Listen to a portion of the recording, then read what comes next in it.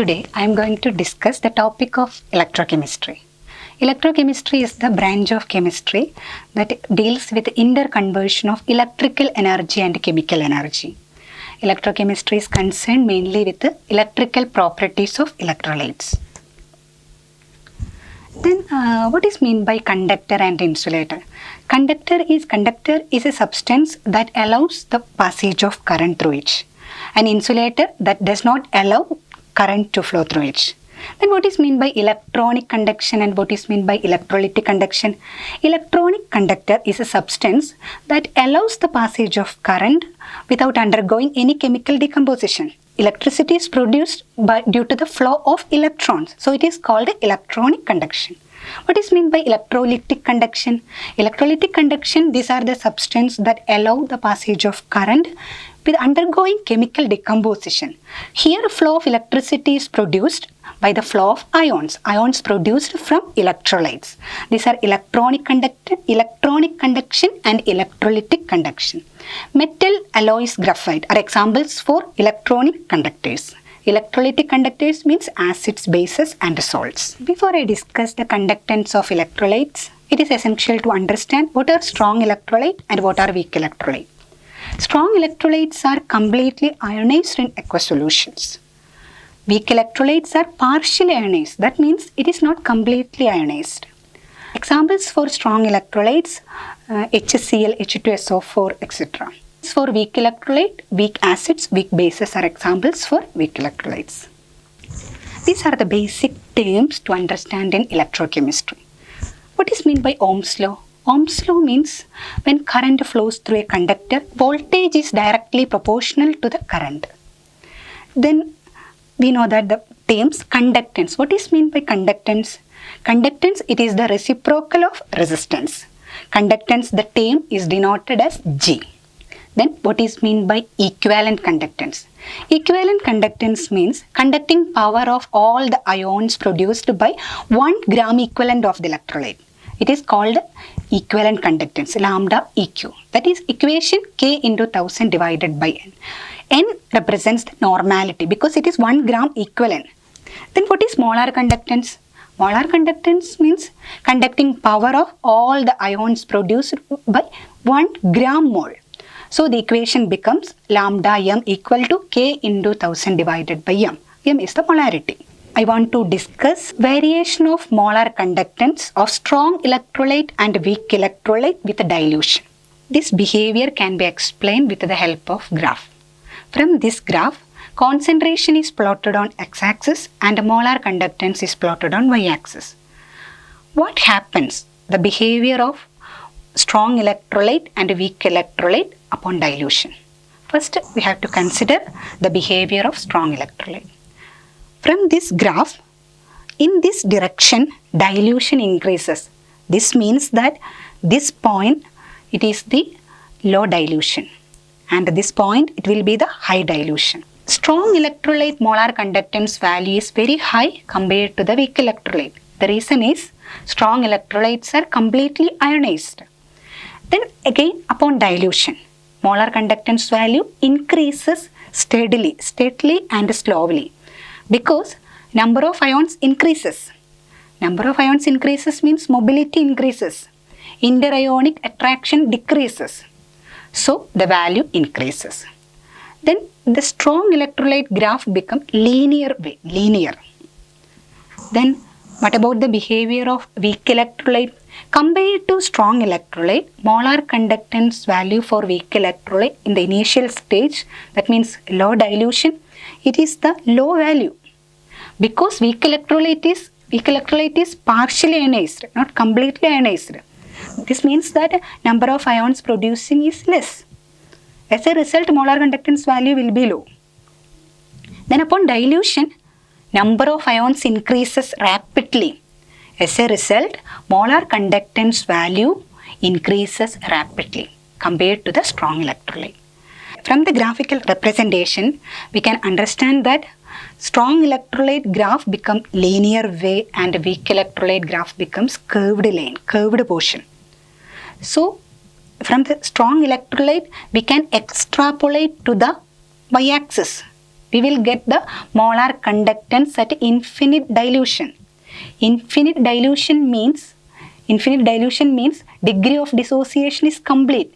All interionic attractions disappear. This is the behavior. Variation of molar conductance with dilution in the case of strong electrolyte increases very slowly and steadily, and it reaches to the y-axis. It is called molar conductance at infinite dilution.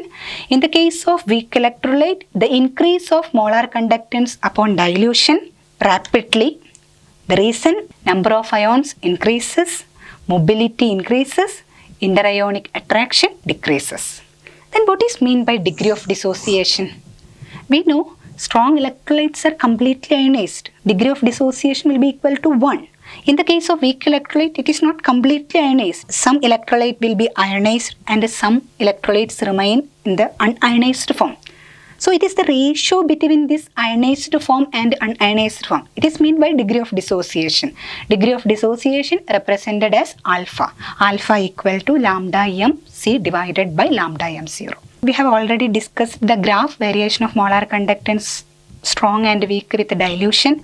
From this graph, we can calculate molar conductance at infinite dilution of strong electrolyte. But it is impossible to determine the molar conductance of weak electrolyte at infinite dilution. So, how can we determine molar conductance at infinite dilution for weak electrolyte? This can be determined with the help of Kohlrausch's law. What is Kohlrausch's law? Kohlrausch's law states that at infinite dilution, degree of dissociation is complete. Degree of dissociation is complete means interionic attractions disappear. So each ion migrates independently of its co-ion, so makes a definite contribution towards the total molar conductance of the electrolyte irrespective of the nature of the co-ion. This is the Kohlrausch's law. Mathematically, Kohlrausch's law can be represented as this way: lambda m0 plus lambda molar conductance of positive ion and molar conductance of negative ion. Applications of Kohlrausch's law. First one, calculation of molar conductance of weak electrolyte at infinite dilution. Second one, to calculate the degree of dissociation of weak electrolyte. To calculate solubility and solubility products of sparingly soluble salt. Next, conductometric titration. What are conductometric titrations? Conductometric titrations to determine the endpoints of the titrations based on conductance measurements. The basic principle is the electrical conductance depends upon the number and mobility of the ions. I have to discuss 4 titrations. Generally, acid-base titration. I will discuss strong acid, strong base titration. Next, strong acid, weak base titration. Then weak acid, weak base titration. Weak acid, strong base titration. This is the general representation of acid-alkali titration. Acid is taken in the titration cell and the base is taken in the burette. Firstly, initially conductance of the acid is measured. Then alkali is added from burette continuously in 1 ml portions, then to measure the conductance. First, conductometric titrations of strong acid, strong base titration. Strong acid means HCl. Strong base is sodium hydroxide. HCl is taken in the titration cell. Initially, conductance is measured. Initial conductance is plotted on the y-axis. HCl is a strong acid. It is completely ionized. So, initial conductance value will be high. Then, sodium hydroxide is a strong base. It is taken in the burette. Then, continuously 1 ml of sodium hydroxide is added to the acid. Then, what happens of the conductance? Conductance value decreases because highly mobile H plus ions are replaced by slower moving Na plus ions. That is the reaction between HCl and NaOH. So, conductance decreases till equivalence point is reached. Then what happens after the equivalence point? After the equivalence point, at the equivalence point, there is no HCl to react with NaOH. So, after the equivalence point, only introducing the NaOH. Then what happens? It is the fast moving OH minus ions. After the equivalence point, again conductance can be increases. This can be determined from this graph. So we will get the two linear portions. Intersection of these two linear portions gives the endpoint. Next one, conductometric titration of weak acid strong base titration.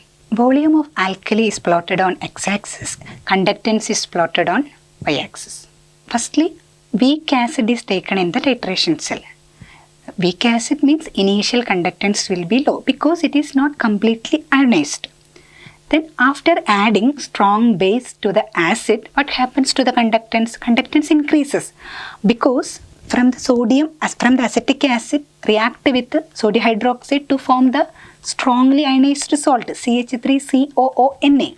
So conductance value will be increases till the equivalence point is reached. After the equivalence point, what happens? Then strong base is added to this.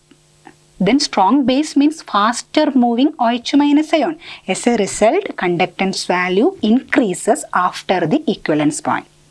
We will get the two linear portions. Intersection of these two linear portions gives the endpoint of the reaction. Endpoint means volume of alkali required for neutralization reaction. Next, conductometric titration of strong acid weak base titration. Strong acid like HCl, weak base like ammonium hydroxide. Initially, strong acid means initial conductance of the strong acid is high value because it is completely ionized. Then after adding weak base to the acid,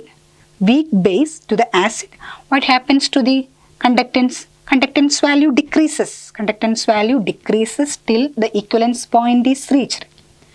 After the equivalence point, we are adding weak base. So weak base means it is not completely ionized. So conductance value cannot be increased. That means conductance remains constant due to the addition of weak base from the burette. We will get the graph like this. The intersection of these two lines gives the endpoint of the reaction. Next, I will discuss the conductometric titration of weak acid weak base titration. Here the graph, initial conductance decreases due to the suppression of the dissociation of acetic acid and ammonium hydroxide. Then after that, the value increases because what is the reason? Because there is a reaction between acetic acid and ammonium hydroxide to form ammonium acetate. Ammonium acetate is a strongly ionized salt. Due to this reason, the value of the molar conductance increases till the equivalence point is reached. After the equivalence point, weak base is added to the acid. Weak base means it is not completely ionized. Conductance remains constant. We will get the graph like this fashion. Intersection of these two lines gives the volume of alkali required for the neutralization reaction. Then what are the advantages of conductometric titration? This conductometric titration useful for colored solutions, and this can be useful for dilute solutions. Also useful for weak acid weak base titration, we can apply in conductometric titration. Also, this titration can be used in precipitation reactions. We have discussed variation of molar conductance with dilution. We can understand that molar conductance increases upon dilution. The rate of increase of molar conductance for strong and weak electrolyte will be different. In the case of strong electrolyte, the increase will be very slow and steadily. In the case of weak electrolyte, the increase will be rapidly. The reasons are increase in the number of ions and the mobility of ions increases, and also interionic attraction decreases. Then we have discussed strong electrolyte and weak electrolyte. Also discussed Kohlrausch's law. Finally, we have discussed the conductometric titrations. Conductometric titrations based on electrical conductance. Electrical conductance based on number of ions and mobility of ions. Number of ions increases and mobility of ions increases, conductance increases. Then we have discussed 4 types of titrations. All these type of titrations based on moving ability. Fast moving ions, if fast moving ions are present, conductance value increases. If slower moving ions are present, conductance decreases. These conductometric titrations are more advantageous than volumetric titration. Conductometric titration helpful to determine the endpoint for weak acid and weak base titration. So this conductometric titration can be used in precipitation titration. Thank you.